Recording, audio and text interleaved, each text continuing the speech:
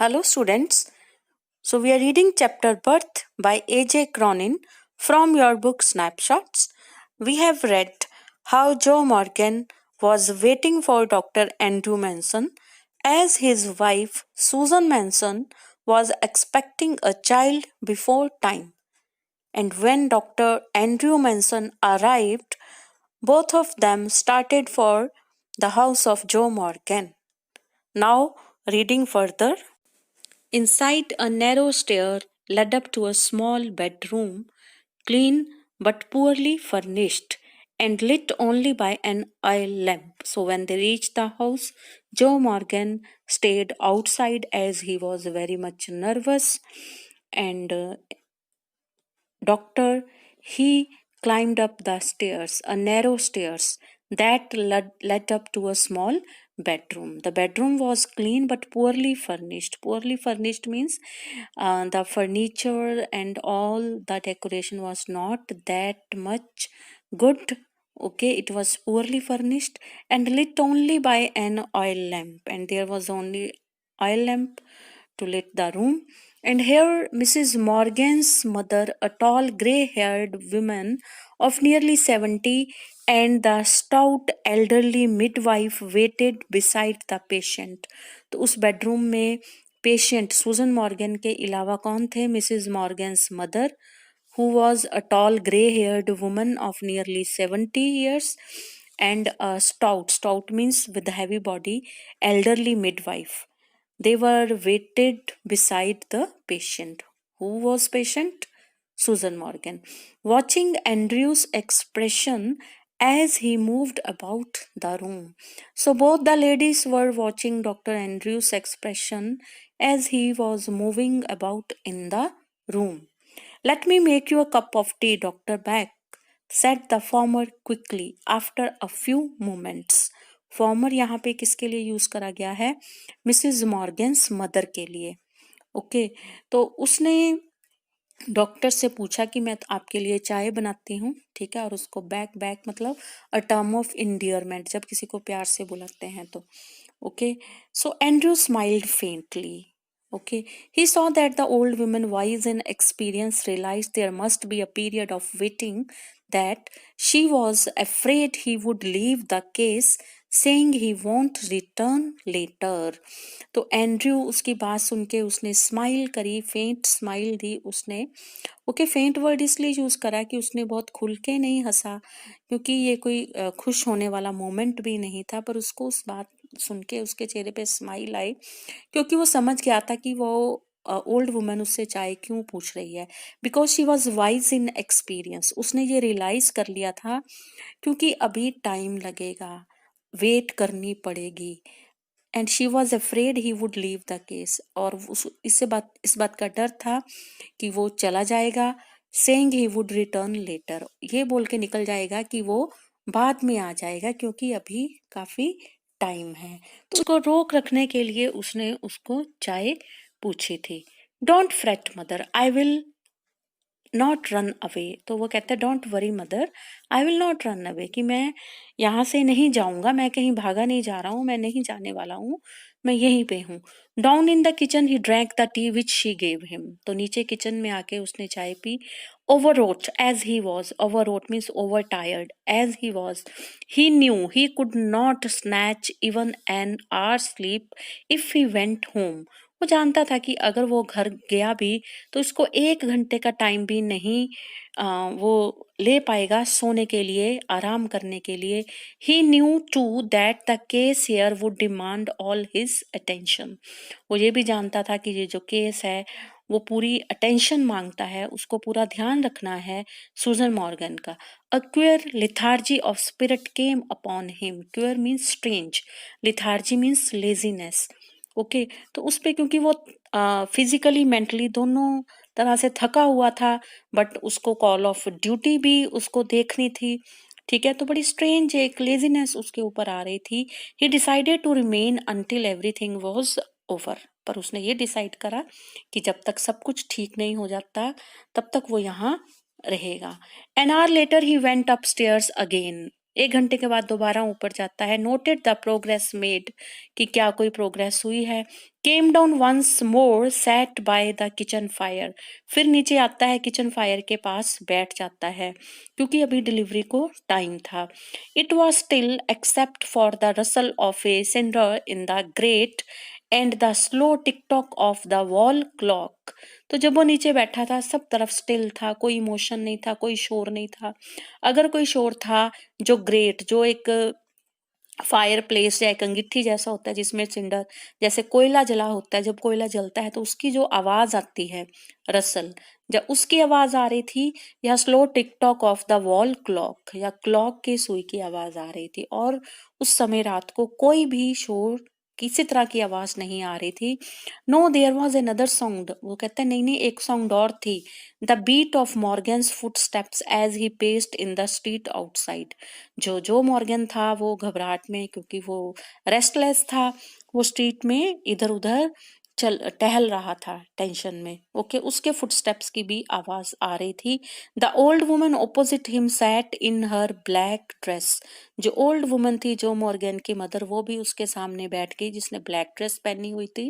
Quite motionless, वो भी बिल्कुल भी कुछ मोशन नहीं कर रही थी, क्योंकि वो भी स्ट्रेस में थी। Her eyes strangely alive and wise, उसकी आंखों से पता लग रहा था कि वो बहुत वाइज है और बहुत अलाइव नजर आ रही थी, because she was a wise and mature lady. Probing never living his face, probing मतलब शायद वो डॉक्टर के फेस को, उसके एक्सप्रेशन को जज कर रही थी, इंक्वायर कर रही थी, देख रही थी, उसके एक्सप्रेशन से जज करने की कोशिश कर रही थी कि क्या सिचुएशन है। ठीक है। हिज थॉट्स वर हैवी मडल्ड, तो वो सोचों में डूबा हुआ था, बुरी तरह से सोचों में खोया हुआ था। बट दे वर हैवी, बहुत सारी सोच आ रही थी उसके माइंड में, बट मडल्ड, अनक्लियर थी। The episode he had witnessed at Cardiff station still obsessed him morbidly, morbidly, heavily. ठीक है, ऑब्सेस करना, ऑक्यूपाई करना। ओके, जो भी शाम को आज कार्डिफ स्टेशन पे सिंड्रेला के, सॉरी सिंड्रेला नहीं, क्रिस्टिन के साथ हुआ था, जो कि उसकी गर्लफ्रेंड थी, तो उस चीज ने उस पे बहुत, उस चीज पे प्रभाव छोड़ा था। मॉर्बिड होता है something sad, something not not pleasant, unpleasant. ठीक है, तो उसको, उसके दिमाग पे ये असर ऐसा छोड़ा था कि वो वही बात को बार बार उसके दिमाग में वो चीजें घूम रही थी। He thought of Bramwell foolishly devoted to a woman who deceived him sordidly. तो इस समय उसके दिमाग में क्या बातें आ रही हैं, क्योंकि वो अपनी गर्लफ्रेंड क्रिस्टीन के साथ शादी करना चाहता है, पर उसके दिमाग में 3 ऐसे पर्सन्स के बारे में उसके दिमाग में ख्याल आता है। They were not happily married. Okay, their marriage was not happy one. तो वो 3 पर्सन्स कौन कौन थे, वो उनके बारे में सोचता है। सबसे पहले उसको ख्याल आता है ब्रैमवेल का। वो बहुत फुलिशली डिवोटेड, एक ऐसी वुमन के लिए डिवोटेड था, हु डिसीव्ड हिम, डिसीव्ड मतलब चीट करना, deceived him sordidly. Sordid means some mean and dishonest act. Okay, तो वो वुमन उसको डिसीव कर रही थी और वो उसके लिए बहुत डिवोटेड था। एंड ऑफ एडवर्ड पेज, जिस डॉक्टर का वो असिस्टेंट था, उसको एडवर्ड पेज का भी ख्याल आता है। Bound to the shrewish Blodwen. तो श्रूइश का मीनिंग क्या होता है, शार्प टंग्ड और इल नेचर्ड पर्सन। ओके, ब्लॉडवेन को वो लव करता था, but the lady was not good. Okay, she was ill natured lady. Okay, of Danny. फिर उसको ध्यान आ रहा था डैनी का। Living unhappily apart from his wife, जो कि अपनी वाइफ से अलग रह रहा था और एक अनहैप्पी लाइफ जी रहा था। तो his reason told him that all these marriages were dismal failures. तो जब वो सोचता है उनके बारे में, तो वो ये कंक्लूजन निकालता था, बड़े सैडली फेलियर्स हैं ये marriage. It was conclusion which in his present state made him wince. तो ये जो बातें, जो सोच सोच के, विंस मीन्स शिवर, वो सोच के डर जाता था कि क्या मैरिज एक अच्छी चीज नहीं है। Okay, he wish to consider marriage as an idyllic state. Idyllic means pleasant. Okay, वो चाहता था कि मैरिज जो होती है वो बहुत प्लेजेंट स्टेट होती है, वो उसके बारे में ऐसा सोचना चाहता था। Yes, He could not otherwise considered it with the image of Christine before him. Okay, but he could not otherwise consider it with the image of Christine before him. पर जब वो क्रिस्टीन के बारे में सोचता था तो वो अपनी मैरिज उसको प्लेजेंट वन नहीं नजर आती थी. Her eyes shining towards him admitted no other conclusion. तो उसकी आई से लगता था कि she was in love with him, but इससे ज्यादा उसको और कुछ आइडिया नहीं होता था कि वो मैरिज के बाद his marriage would be a successful और हैप्पी वन और not. It was a conflict between his level doubting mind and his overflowing heart which left him resentful and confused. तो उसके माइंड में बहुत कन्फ्लिक्ट चल रहा था एक, ठीक है. तो वो कन्फ्लिक्ट किस किस चीज में था. एक तरफ तो वो उसको बहुत प्यार करता था क्रिस्टीन को, दूसरी तरफ उसका डाउटिंग माइंड था. ओके, कि whether there marriage is to get married to her is a rightful decision or not. Okay, and that left him resentful and confused. तो ये सब सोच के वो upset और confused feel करता था. He let his chin sink upon his chest. तो उसकी chin जो थी वो chest के साथ लगी हुई थी. Stretched out his legs. अपनी legs को उसने फैलाया. And stared broodingly into the fire. Broodingly मतलब सोचते हुए, बहुत deep thoughts में डूबा हुआ. तो वो फायर की तरफ देख रहा था. He remain like this so long. बहुत देर तक ऐसा ही रहा. And his thoughts were so filled with Christine that he started when the old woman opposite suddenly addressed him. तो वो बुरी तरह से सोचों में डूबा हुआ था. तभी जो ओल्ड वुमन उसके सामने बैठी थी उसने उसको बुलाया. Her meditation had pursued a different course. उसकी जो मेडिटेशन थी शायद वो किसी और तरफ थी. मेडिटेशन मतलब सोचना. Okay, so Susan said her to give her the chloroform if it would harm the baby. तो Susan said not to give her the chloroform.